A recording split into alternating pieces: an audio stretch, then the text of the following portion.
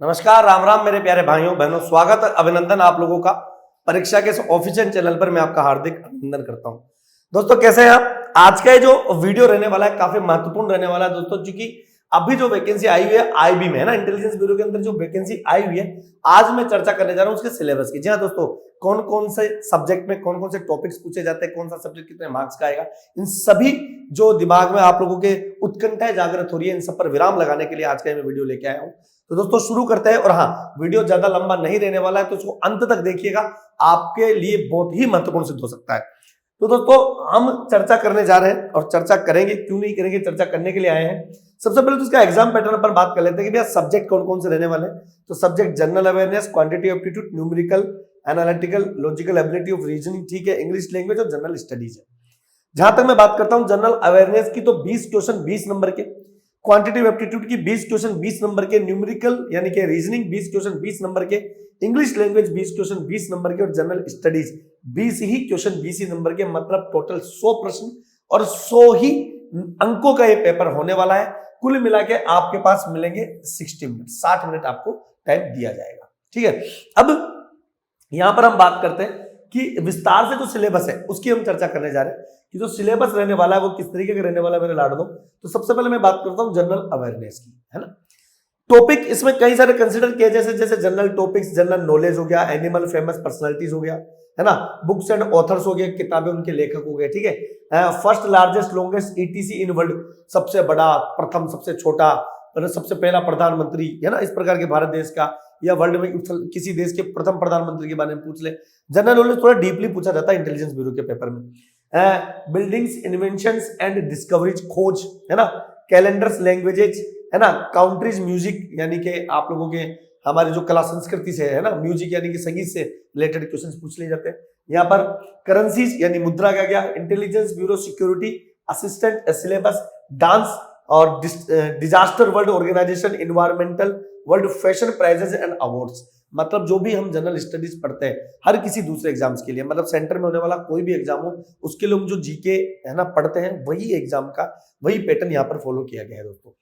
अगला जो कंसेप्ट है वो है कि फेमस प्लेसेस, जगह हो गया, जनरल स्टडीज, सोलर सिस्टम के बारे में पूछ लिया, यूनिवर्स अर्थ पूछ लिया, इन्वायरमेंटल, पोल्यूशन यानी प्रदूषण, general geography, general history, general concept, political science, general economic study, general polity, है ना, general science, intelligence bureau, security, executive syllabus के लिए ये यहाँ पर है ना। उसके अलग उसके लिए क्या है, जनरल कंप्यूटर साइंस है, स्पोर्ट्स एंड रिक्रिएशन है, करंट अफेयर्स है, current event period wise national है, current events topic wise international. कुल मिला के दोस्तों भारत की, इंटरनेशनल की और आप लोगों की कला संस्कृति, उनकी खोजें, मुद्राएं, है ना,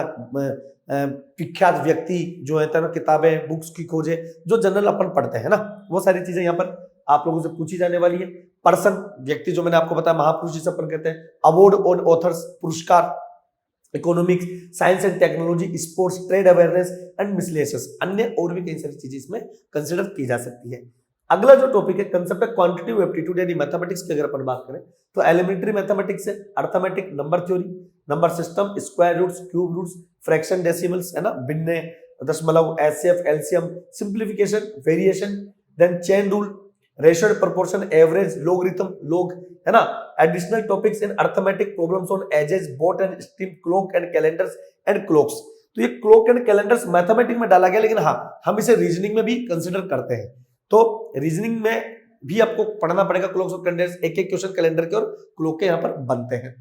अगले क्वेश्चन सिलेबस की अगर अपन बात करते हैं तो भैया कैलेंडर्स आ गया, मिक्सर एंड एलिगेशन हो गया, पाइप्स एंड सिस्टम हो गया, रेस एंड गेम्स हो गया, problem on trends, unitary method, time and distance, time and work, work and wages, समय, कार्य, मजदूरी जिसे अपन कहते हैं, कॉमर्शियल मैथ्स, इंटरेस्ट यानी ब्याज आ गया, सिंपल इंटरेस्ट हो गया, कंपाउंड इंटरेस्ट हो गया, percentage, profit and loss, the partnership, बचपन में साझा पढ़ते थे, है ना, discount, mensuration, area, volume, area, primer, parameter of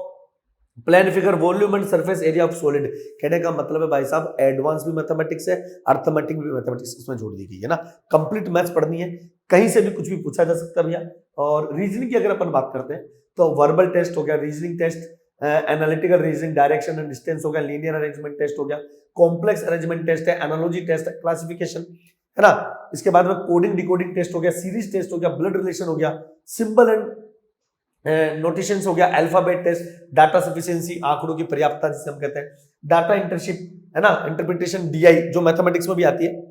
logic test हो गया, सिलोज हो गया, स्टेटमेंट एंड एज्यूमनेशंस हो गया, है ना, पूर्व धारणाएं करके, स्टेटमेंट आर्गुमेंट्स हो गया, कंक्लूजन कथन निष्कर्ष है, स्टेटमेंट एक्शन कथन कार्यवाही, है ना, non verbal test, non verbal के अंतर्गत आप लोगों की नॉन वर्बल सीरीज हो गई, एनालॉजी हो गया, ऑड वन आउट हो गया, है ना, मिरर इमेज हो गया, आप लोगों का वाटर इमेज हो गया, वो सब हम यहाँ पर कंसिडर करने वाले हैं। प्रॉब्लम बेस्ड ऑन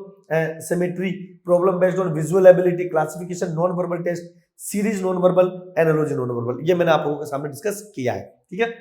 अगले कॉन्सेप्ट की बात अगर अपन करते हैं, ठीक है, तो अगला जो सिलेबस है वो क्या है दोस्तों, इंग्लिश का। इंग्लिश के अंतर्गत इंग्लिश वोकेब हो गए, सिनोनिम हो गया, एंटोनिम्स हो गए आप लोगों के, साथ में एनालॉजीज हो गई, है ना, स्पेलिंग मिस्टेक, इंग्लिश प्रोफिशिएंसी हो गया, इडियम्स एंड फ्रेजेस हो गए, वन वर्ड सब्स्टिट्यूशन हो गया, सेंटेंस फॉर्मेशंस हो गए, है ना। आगे हम बात करें सेंटेंस कंप्लीशन हो गया, सेंटेंस इंप्रूवमेंट के भी क्वेश्चंस बनते हैं यहाँ से, सेंटेंस रिकंस्ट्रक्शन के भी क्वेश्चंस हैं, है ना, rearrangement of words, rearrangement of sentence, paragraph, paragraph formation, paragraph completion, fill in the blanks, cloze test. मतलब इंग्लिश अगर आपने बेसिक जनरल पढ़ी हो, डीपली पढ़ी हो, तो ये पेपर क्रैक कर सकते हो। ऐसा नहीं कि महीने भर में इंग्लिश पढ़ी और वो आपका क्लियर हो जाए, ऐसा कभी नहीं होगा दोस्तों। इस पेपर को तोड़ने के लिए डीपली पढ़ना पड़ेगा। इंग्लिश यूजेस एरर्स हो गए, कॉमन एरर हो गया, स्पॉन्टिंग एरर, है ना, इंपोर्टेंट यूजेस ऑफ वर्ड्स हो गया, सेंटेंस करेक्शन हो गया, इंग्लिश कॉम्प्रहेंशन यहाँ पर आप लोगों के सामने दिखाई देते हैं।